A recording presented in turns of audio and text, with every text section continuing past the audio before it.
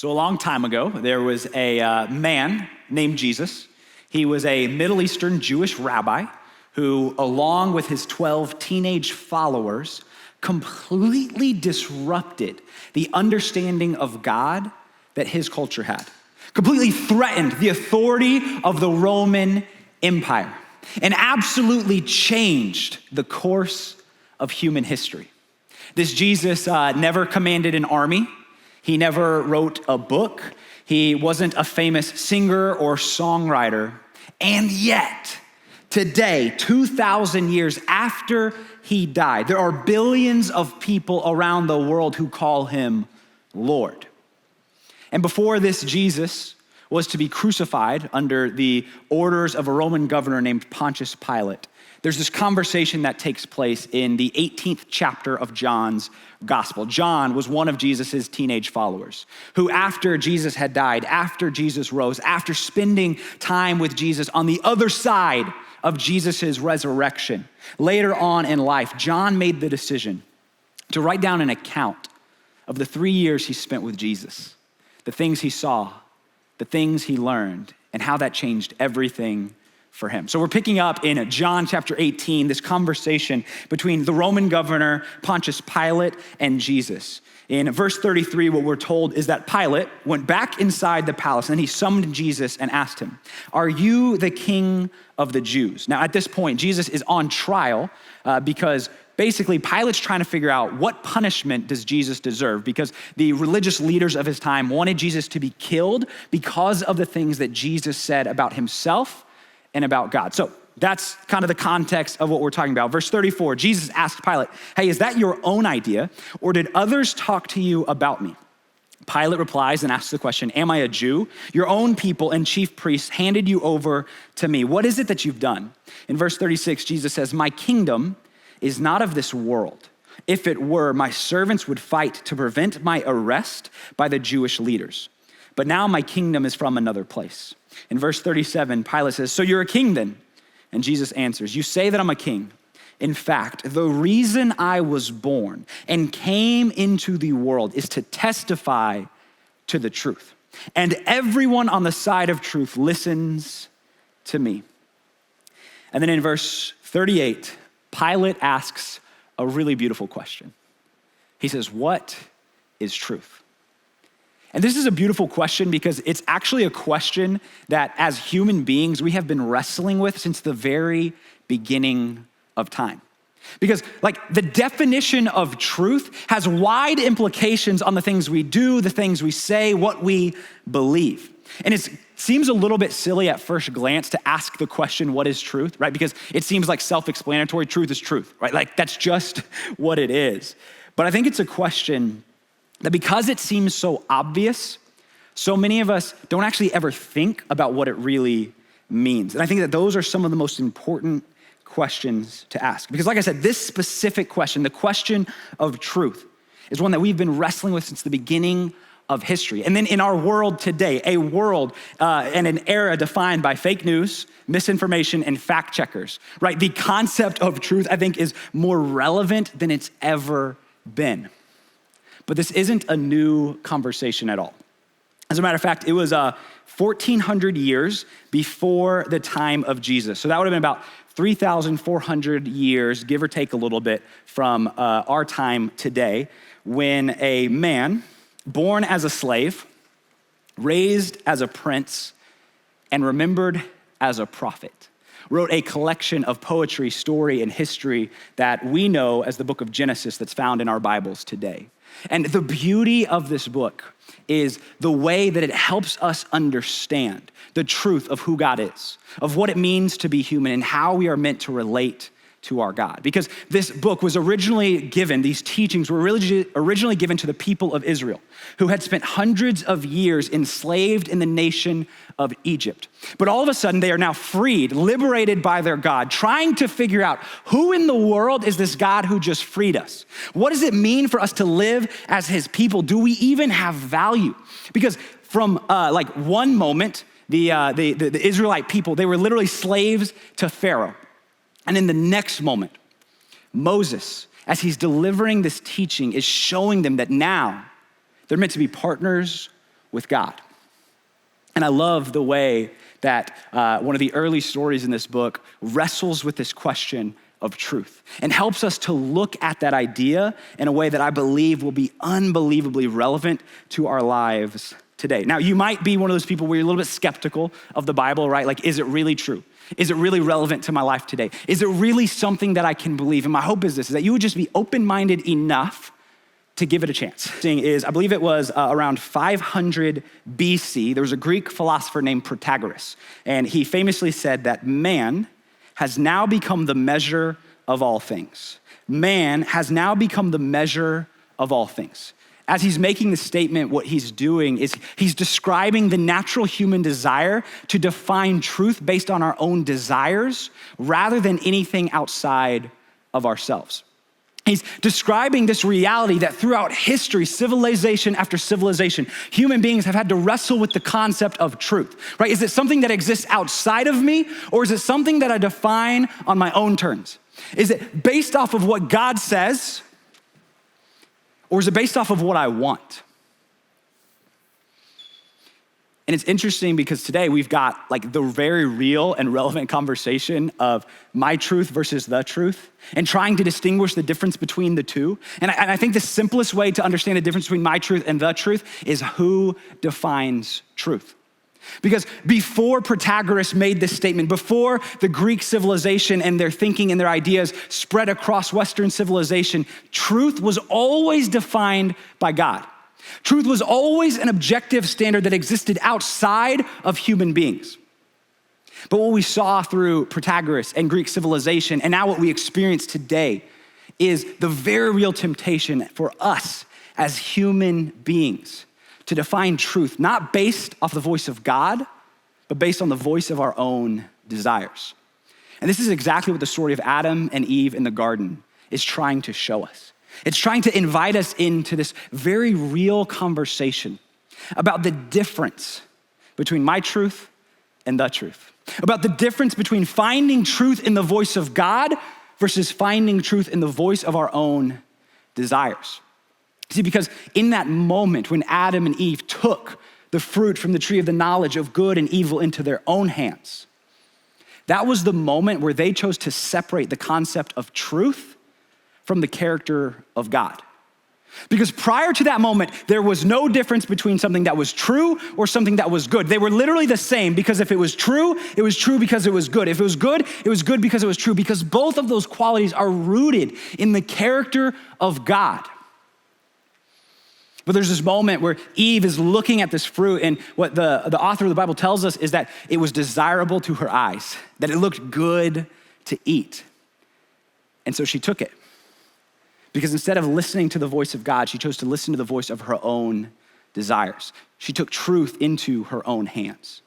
And what's crazy is to think about how so many of us have walked through that exact same situation, where we knew something was wrong, but man, we so wanted it to be right. And so we went through with it. We did that thing that we knew we shouldn't. And then on the other side of it, we tried to justify and come up with all these reasons why it wasn't the wrong thing, because it felt good. Like, how could something that feels so good be so bad? Right? Like, if I want it to be true that badly, then it must be true. Doesn't God love me? I think that's one of the painful lessons so many of us have to learn, is that there are times where God loves us enough to put boundaries in front of us so we don't do the things that are gonna hurt ourselves, others, or our relationship with him. But because humanity chose to rebel against God, to reject him as the measure of truth, because humanity wasn't content with serving on God's behalf, they wanted to serve in God's place. The fall took place. Sin entered the picture, and because of that, humanity had to be exiled from the garden. But the beautiful thing is that from that moment on, God has relentlessly been pursuing all of us to bring us back into a right relationship with him. So in this journey of wrestling with truth and trying to figure out, what do we do with it? How do we define it? Where can it even be found, if it's even a thing? I think what we've got to understand is that until we get this right, we're gonna continue to run into frustration after frustration. Like if you think about the last couple of 100 years is really the time in history when the concept of truth being separated from the character of God has kind of like gone to the logical extremes, right? It was during the Enlightenment when humanity just decided, you know what, let's just take God out of the picture altogether. We don't need him anymore. And then we had the bloodiest century in history that consisted of 2 different world wars, multiple genocides and massacres. Because if there is no absolute truth, if truth is just what we define it, then basically whoever has the most power decides what's true. And they decide what's good. Not only that, but we are living on the other side of the most divisive and hate-filled political election in our lifetimes, where everybody claims to have the authority of what's true and what's not. If I say it's true, it must be true. And there are so many of us who we've had that conversation with a friend where we've seen them going down the wrong path, and we try to have a conversation to encourage them to get back on the right track because what they're doing is hurting themselves and others, but they just look at us and say like, dude, like, who are you to tell me what to do? Like, this is what I want to do. It feels good. It seems good. So don't tell me it's wrong. Without an objective standard of truth, without this understanding that truth is something that exists outside of ourselves, we're gonna continue to fall in one negative consequence after another. So what is truth? Well, I really like the definition of truth that I found on the internet. It's a great place to start. If you're trying to find answers, just Google it. It's not the best place to stop, but it's a great place to start, okay? But the definition I found was this, that truth, it means consistent with reality or the original. Consistent with reality or the original. So if something is true, it must be consistent with what's real. It must be consistent with the original. Which brings us to the question, okay, so like what is reality? What is the original? Like are us as human beings, are we the reality? Like is reality just what I say it is? Are we the original? Are our desires the original or reality? If not us, then what, right? Is it the universe? Maybe it's an impersonal force like karma. Maybe it's random chance. Maybe it's a loving creator. See, that's the claim that the Bible makes, that the original, that the very foundation of reality is a God who so loved the world that he created everything and called it good. He became a human being and walked among us. So what we're gonna do is we're gonna like continue operating as if God is the original, if God is reality. And then make sure you're back next week because we're gonna talk about 3 specific reasons why it makes sense to believe that the God of the Bible is the foundation of reality. So back to where we were going. Yep, here we are. So when it comes to understanding the reality, the original, the very first verse of the Bible tells us in the beginning, God. That the foundation of reality is God. And the understanding of God that we have as Christians is not an impersonal, uncaring, distant creator, quite the opposite. The Christian understanding of God is a God who 2,000 years ago entered history in the person of Jesus. And this is why John, the gospel writer that we read at the beginning, starts his account of Jesus' life by showing us that Jesus isn't just consistent with the original or reality, but Jesus is the original. Jesus is the very foundation of reality. Genesis 1 starts, in the beginning was God. John 1 verse 1 tells us that in the beginning was the Word, and the Word was with God, and the Word was God. He was with God in the beginning. Through him, all things were made. Without him, nothing was made that has been made. In him was life, and that life was the light of all mankind. The light shines in the darkness, and the darkness has not overcome it. Then later in verse 14, the Word became flesh, made his dwelling among us. We've seen his glory, the glory of the one and only Son who came from the Father, full of grace and full of truth. In verse 18, no one has ever seen God, but the one and only Son who is himself God and is in closest relationship with the Father. He has made him known. You see, John is making the case that Jesus is God, that Jesus is the original. Jesus is reality. And if truth means that which is consistent with reality or the original, then what we're starting to understand is that idea is found in Jesus. John 14:6, this is Jesus declaring about himself. He says, I am the way and the truth and the life. What he's telling us is that if we try to understand truth apart from the person of Jesus, we will never understand truth. And if Jesus was telling the truth about him being the truth, then that helps us understand more about the truth, right? And throughout this process, I think John's trying to help us see that truth, this thing that has been real since the beginning, through the person of Jesus, allowed himself to be known to everybody. So in the conversation of what is truth, John is trying to show us that the answer to that question is a man named Jesus. And so then when we root our understanding of truth in the person of Jesus, we start to discover these qualities about truth that I think will help us be able to better discern what's happening in our world and ask the question, is that thing true? Right? If Jesus is the measure of truth, then when I look at that thing and I compare it to Jesus, that's gonna help me get a good idea if whatever that thing is actually true or not. And when we look at Jesus, here's what we discover, that truth is relational, right? The Word became flesh and made his dwelling among us. We've seen his glory, the glory of the one and only Son who came from the Father, full of grace and full of truth. Truth is not an unknowable idea, but our personal Savior. Jesus shows us that truth is unchanging. Hebrews 13:8 tells us that Jesus Christ is the same yesterday and today and forever. Truth is not a moving target. It is our unchanging King. And Jesus shows us that truth is life-giving. Because if God, if Jesus, who is the source of truth, is the author of life, then if it's true, it's gonna bring life. If it's not, then it won't. I think there are way too many times where truth has been separated from something that's life-giving. It's been used as a weapon. And here's the deal. If it's not life-giving, then it's not true anymore. Because for something to be true, it has to be consistent with reality and the original. And Jesus made it very clear that he is the way, the truth, and the life. Truth is not a weapon to inflict shame on others. Truth is an invitation to experience freedom that comes from knowing Jesus. In John chapter 8, verse 31 and 32, Jesus is talking to the Jews that are asking him questions. And here's what he says.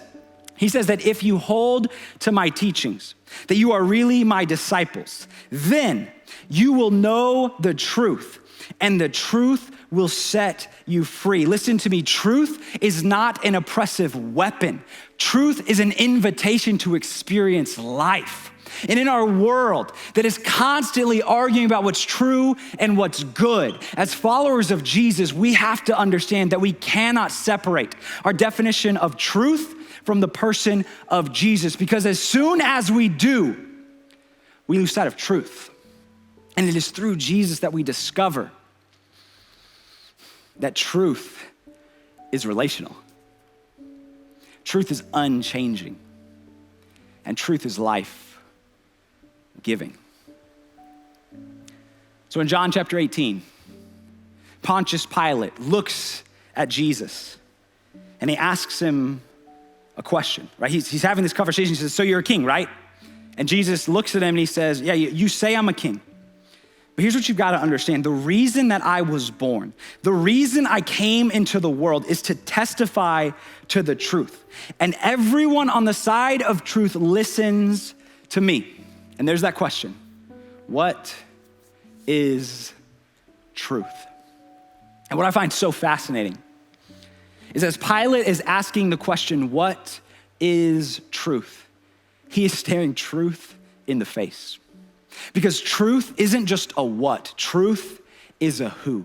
Truth has a name and a face. Truth is a person. That person is Jesus. He's relational, he's unchanging, and he is life-giving. And as followers of Christ, as we are walking through a world that at the same time claims nothing is true and everything is true, in order for us to live lives that are really true, we have to follow the way of Jesus. Because when we align ourselves with the truth of Jesus, here's what's gonna happen. We're gonna be people that are in relationship with others, pointing them to the Father and thus the truth. We're gonna be the kinds of people that even when everything around us is chaotic, we can have confidence standing on the unchanging nature of our God. We're gonna be the kind of people that when people are just dying in their place, dying in their sins, we can be people that bring them life by bringing them to Jesus. Listen to me, truth is not just a what, it's a who, and that who is Jesus. And he's somebody that's inviting you to know him, to trust him, to follow him. So what is truth? It's not just a what, it's a who. It's that which is consistent with reality and the original. It's the one who was there in the very beginning, who's the same yesterday, today, and forever. Heavenly Father, we just come before you right now, thankful that it is through your Son, Jesus, that you revealed to us the truth, the way, and the life. At all of our different locations and those who are joining with us online, what I know is that there are some of you right now who you're walking through life wrestling with the question of what's true and what's good, right? These people tell me this thing, those people tell me that thing, and I'm gonna be honest with you at this point, I just don't even know if I care.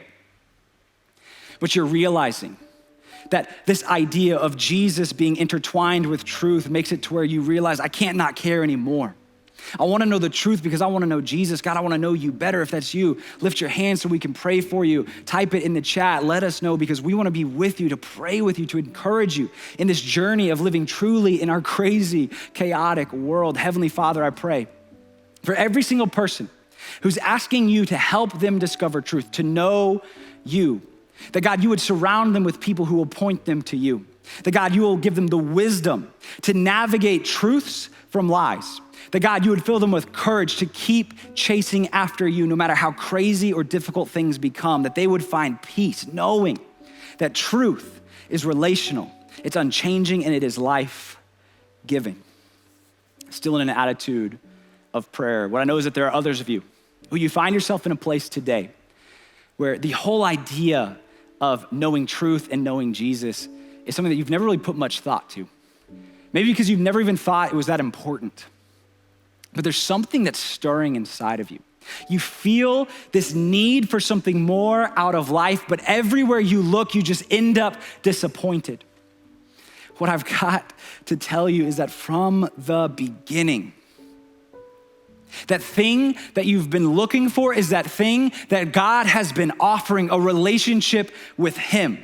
Because he is the author of life and the source of truth. And no matter what you've done or where you've been, no matter how far you've run from that God, from the beginning, he has been pursuing you. So much so that he became flesh and dwelt among us. He entered his creation as the person of Jesus. He lived a perfect life. He died a brutal death, but on the third day, he rose from the grave so that anybody who puts their trust in him would be saved.